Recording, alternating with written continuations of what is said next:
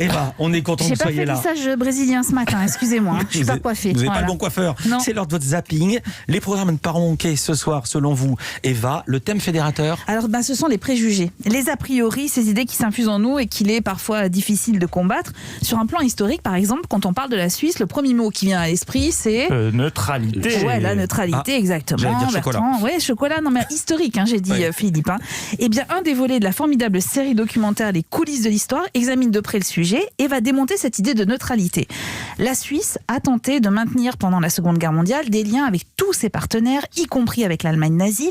Les banques, par exemple, ont accepté de blanchir l'or volé par le régime hitlérien et les usines ont marché à plein régime.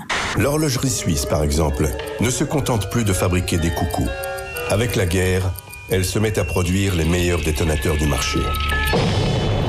Des détonateurs donc et des armements qui ont alimenté l'effort de guerre allemand. Vous découvrirez également comment de grandes entreprises ont mis en place les lois antisémites et autres secrets suisses qui mettent à mal cette notion de neutralité. Je vais y arriver, pardon.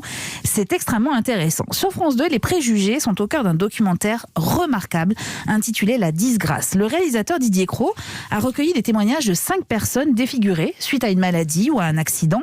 Ce sont des gueules cassées. Jenny, par exemple, gravement brûlée quand elle était enfant. Elle m'a particulièrement émue. Écoutez ce qu'elle dit.